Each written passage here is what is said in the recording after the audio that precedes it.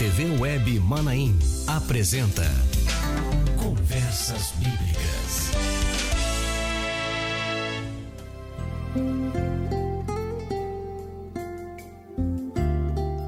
Irmãos, a paz do Senhor. Estamos começando mais um programa Conversas Bíblicas, mais uma edição, mais um encontro que temos todas as quintas-feiras ao meio-dia pela Rádio Manaim, pela internet, Rádio Manaim FM 100,3 de Dionísio, os irmãos aí do Vale do Aço, da Zona da Mata Mineira, você que nos assiste pela TV Web Manaim, que está nos vendo aqui no estúdio, você que também nos assiste pelo Facebook. Aliás, o Facebook te dá a oportunidade de fazer comentários, de falar sobre a experiência que você tem tido assistindo o programa Conversas Bíblicas, aquilo que te traz um crescimento no entendimento da palavra do Senhor. E hoje, para tratarmos de um novo tema, e este tema ele está não muito relacionado ao ensinamento bíblico. Na verdade, é uma experiência vivida tendo o ensinamento bíblico como base para tudo. Mas hoje nós vamos falar sobre a história da Igreja Cristã Maranata. Esse vai ser o ensino-aprendizado que nós vamos ter nesta tarde de quinta-feira. Você vai conhecer mais sobre como foi que nós começamos, qual a história, o transcurso daquilo que vivemos na Igreja Cristã Maranata e, naturalmente, as experiências vividas associadas àquilo que o Senhor tem nos ensinado. E para tratar deste tema, nos próximos programas, nós temos como convidado hoje o pastor Amadeu Loureiro. Pastor Amadeu, a paz do Senhor, seja bem-vindo. A paz do Senhor Josias, a paz do Senhor aos irmãos que nos assistem na TV Web, na rádio, aqueles que assistem na internet, no Facebook, a todos a paz do Senhor. Muito bem. Nós vamos ler um texto da palavra do Senhor que se encontra no livro do profeta Abacuque, no primeiro capítulo, o verso de número 5, que diz o seguinte: Vede entre as nações, e olhai, e maravilhai-vos, e admirai-vos, porque realizo em vossos dias uma obra que vós não crereis, quando vos for contada. A experiência que vivemos é a experiência da obra do Espírito Santo do Senhor. Mas vamos entender como tudo começou. E essa, pastor Amadeu, é a primeira pergunta. Como foi o ponto inicial da Igreja Cristã Maranata? Eu diria, Josias, é até uma coisa que me veio agora. Eu colocaria a nossa história de começo em um momento pré e o início propriamente da igreja. Nesse momento chamado pré, quer dizer, o pré-início da igreja, o pastor Gedotti fala muito, porque eu vim 3 anos depois. Quando eu vim, a igreja tinha 3 anos, vim muito jovem, mas a igreja tinha 3 anos de idade.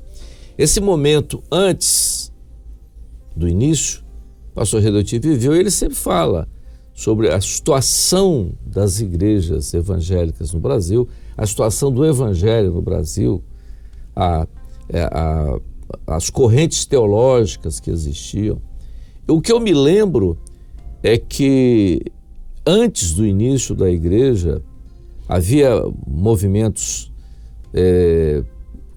modernistas, movimentos correntes, né, modernistas, com uma teologia modernista. A Bíblia não é a palavra, a Bíblia contém a palavra, enfim, uma série de outras colocações. Os conservadores eram conservadores, mas também conservadores com relação à bênção, com relação à bênção do Espírito Santo, enfim.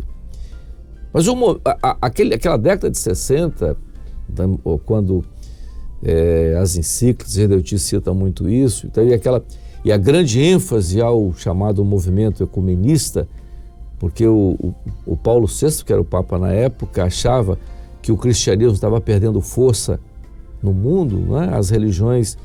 Outras religiões estavam crescendo e o cristianismo diminuindo, então queria fazer uma união do chamado cristianismo, né? Fortalecer o Conselho Mundial de Igrejas, enfim, tudo isso. Então, a igreja emerge, né, nesse momento. De que forma?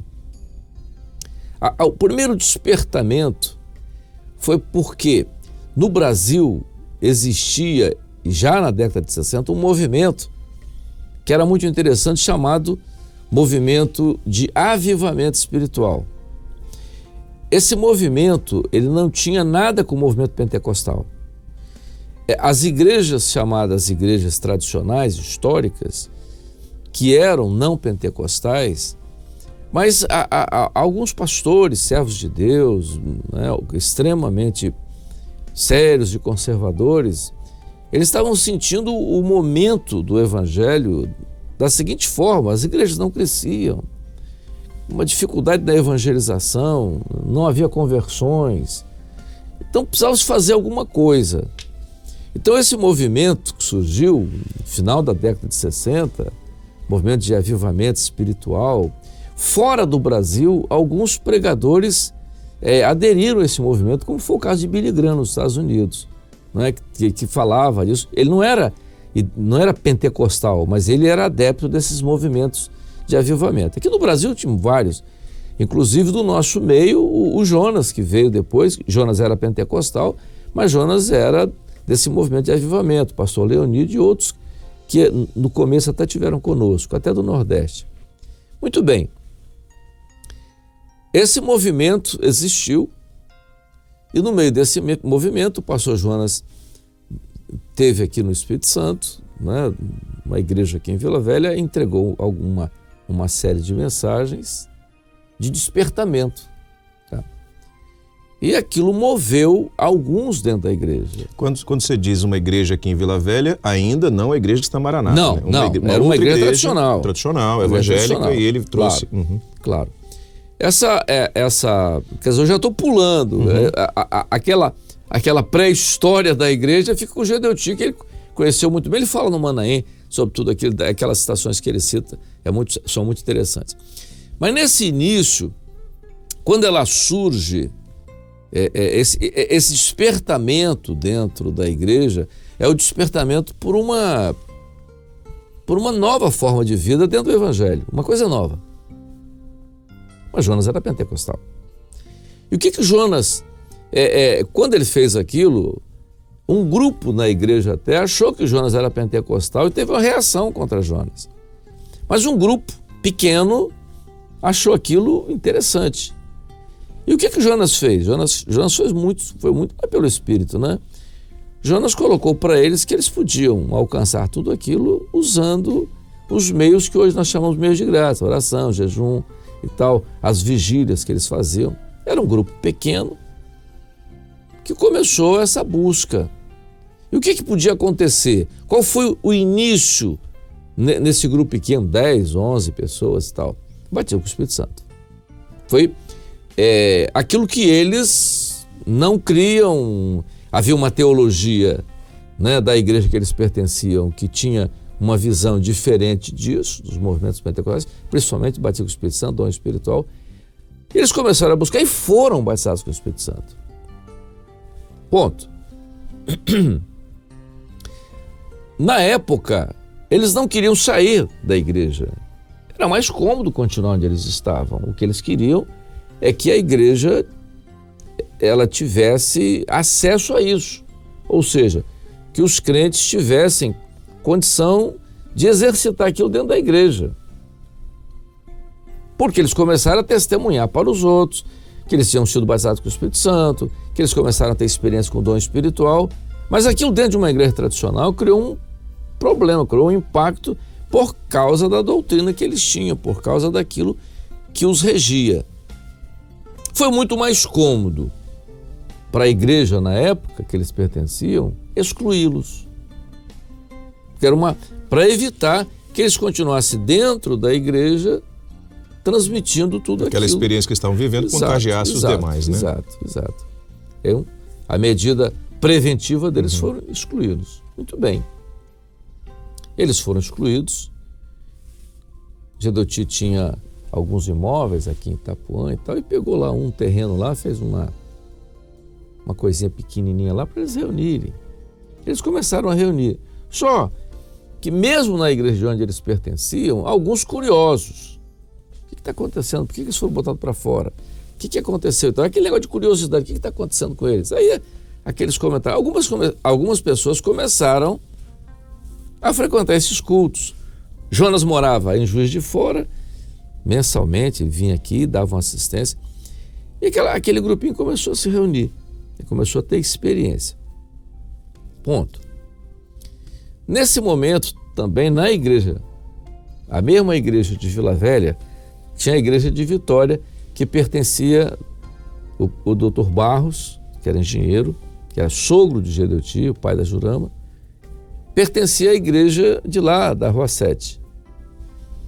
Nisso também ele foi envolvido com esse movimento surgindo, né? A mãe de Gedeuti, Dona Sara, eles começaram a ser envolvidos com essa situação e começaram a buscar o senhor. Só que havia um problema ali na época, que era o problema do regime militar.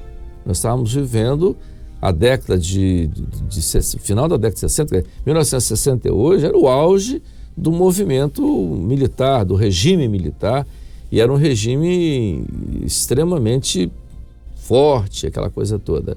E você fazia uma reunião separada, daqui a 10, 15 minutos a polícia estava na sua porta para saber que tipo de reunião era aquela. Então não tinha como você se reunir num bairro escondido, pobre, uma casinha, um grupinho reunido, né? As forças policiais e tal ficavam de olho. O Dr. Barros teve a ideia, então, de imediatamente transformar aquele grupinho numa igreja. Sim, tudo bem, vamos transformar esse grupinho numa igreja. Que igreja? Precisa de nome, precisa de estatuto, precisa de uma série de coisas. O Dr. Barros sempre foi um homem muito de tino administrativo muito bom, foi diretor do DR por décadas, não sei, muitos anos. Então ele teve a seguinte ideia, vamos botar o nome. A igreja que eles tinham saído era a Igreja Presbiteriana do Brasil, IPB. A IPB antes, quer dizer, nos seus primórdios, era chamada de Igreja Cristã Presbiteriana. Eles abandonaram esse nome e transformaram o nome de Igreja Presbiteriana do Brasil. Qual foi a ideia do Dr. Barros? Criou a igreja e colocou o nome antigo da Presbiteriana. Como eles tinham vindo da Igreja Presbiteriana, colocou o nome da Igreja Cristã Presbiteriana. Foi o nosso primeiro nome. Não é? Nós ficamos aí com questão de uma década com o nome de Igreja Cristã Presbiteriana. Bom, tinha que colocar um estatuto. Como? O pessoal era muito cru, não tinha... o pastor era o Jonas e tal. Os outros eram Gedeuti, tinha sido presbítero, outros presbíteros, o Dr. Barros era presbítero também em Vitória. A ideia foi pegar o estatuto da igreja que eles pertenciam, adaptar e colocar para a nova igreja. Isso foi feito pelo Dr. Barros. Não encaixou bem, uma série de dificuldades e tal, porque você estava pegando uma igreja tradicional, toda a estrutura da igreja tradicional, fazendo um rótulo novo para ser uma igreja de linha pentecostal. Não deu certo. Não deu certo, não por questões da documentação em si, mas não deu certo a associação daquele estatuto com a experiência vivida pela igreja. Exatamente. Muito bem. Nessa época houve até era a época que se abria muita palavra, porque a experiência que foi dada, depois a gente vai falar sobre isso, sem ter ainda uma linha doutrinária. Mas o que aconteceu? Houve uma revelação muito interessante que o senhor deu nessa época. Foi um texto que nós falamos muito, não se põe remendo novo em pano velho. Então, chegou-se à seguinte conclusão, não adianta pegar esse estatuto, remendar esse estatuto, dar uma roupagem nova e colocar, não é isso, o senhor queria uma coisa nova. Tanto é que o estatuto novo foi com revelações, com texto, tudo. Muito bem, começou o estatuto, introduziu com sua igreja, tudo bom. Bom, começou a funcionar, grupinho pequeno, e começou a vir gente. Alguns começaram a ser despertados, né? Caratinga tinha um grupinho que tinha contato aqui em Vila Velha, despertou lá. Dodge Sara, no Rio de Janeiro, também tinha contato aqui, porque Sara era irmã de Gedeuti. Dodge, eles eram da igreja congregacional, mas começaram a ter um contato. Belo Horizonte, algumas coisas pequenas no Nordeste, e Juiz de Fora, porque o Jonas era de Juiz de Fora. E começou a ter uma certa interligação, e o nome Igreja Cristã Presbiteriana, o que ajudou, porque muitos da Presbiteriana tinha aquela paixão pelo nome. Então, não mudou nada, virou a igreja cristã presbiteriana, ótimo. Mas o grande problema, inicialmente, foram os cultos. Porque no começo era uma mistura de igreja tradicional com alguns que vieram da pentecostal, que se interessaram, começaram a vir e tal, de vários movimentos pentecostais, Batista de Renovação, Assembleia, Deus é Amor e tal, enfim, alguns atraídos também começaram a vir e se reunir ali, a experiência, dons, aquela coisa toda. E nós começamos a ter um problema, que foi o grande problema, a meu ver. Eu cheguei nessa época, a igreja com 3 anos, que era o culto. O culto era uma dificuldade, você tinha aquelas pessoas que caíam no chão, aí você tinha que, parte do culto você tinha que ficar gastando para ficar orando por endemoniado, aquela pessoa feito que às vezes caía no chão dizendo que estava cheio do Espírito Santo. Na verdade a pessoa estava possuída, né? Estava uma opressão maligna. Então os cultos eram uma batalha, você tinha que deixar as pessoas preparadas, porque o camarada, às vezes o sujeito vinha e aquela coisa era para acabar com o culto todo. Muito difícil. Aquela gritaria, aquela falta de controle do culto, a falta de organização no culto, era um negócio assim. Mas quando você tentava fazer alguma coisa, os pentecostais diziam o seguinte: peraí, vocês não são mais tradicionais. Aquele tipo de culto que vocês tinham, todo redondinho, tudo era lá na igreja tradicional. Aqui não. Aqui agora é movimento pentecostal. O movimento pentecostal é isso aí. Onde está o Espírito, a liberdade. Então você ficava sem poder mexer nisso. Porque você não é mais tradicional, você agora é pentecostal. E pentecostal é assim. Nesse momento, houve uma revelação. Foi Jonas que teve a revelação. Que houvesse uma mudança com relação aos cultos, que era a introdução do clamor pelo sangue de Jesus nos cultos. Os cultos passariam a começar com a igreja de joelhos, clamando pelo sangue de Jesus. Isso foi seria muito interessante naquela época a gente tivesse filmado os cultos anteriores e depois filmar os cultos depois da orientação do clamor. Foi uma mudança assim, incrível. Nós precisamos aprofundar esse assunto, mas vamos fazê-lo no próximo programa por causa do nosso tempo. Fica uma mensagem dessa riqueza de informações que você nos passou, Amadeu, de que não foi simplesmente, até pelo né, e também naturalmente pelo que vem depois, não foi simplesmente um grupo que se reuniu com o objetivo de criar uma igreja nova, mas a igreja ela nasce dentro de um contexto profético, né, no âmbito do projeto de Deus para a humanidade, né, dentro desse contexto profético, no momento de avivamento espiritual, com o objetivo de viver aquela experiência que o Espírito Santo queria trazer para esse momento. Né? Ninguém tinha ideia de criar uma igreja, ninguém tinha ideia, é uma coisa fora da realidade. Muito bem, nós vamos continuar esse assunto no próximo programa, na próxima quinta-feira. Eu aproveito para convidar você a estarmos juntos, não perca. É muito interessante conhecermos a nossa história, a história da Igreja Cristã Maranata, a história daquilo que vivemos no dia a dia hoje, mas como tudo isso começou e as experiências vividas por Deus. Eu convido você a estarmos juntos na próxima quinta-feira. E estamos chegando assim ao final de mais uma edição do programa Conversas Bíblicas. Pastor Amadeu, muito obrigado pela sua presença. Estaremos juntos na próxima quinta-feira. Obrigado a você. Muito bem, estamos assim encerrando. Rádio TV Web Manaim, juntas, anunciando o Evangelho Eterno. Você acabou de assistir na TV Web Manaim Conversas Bíblicas.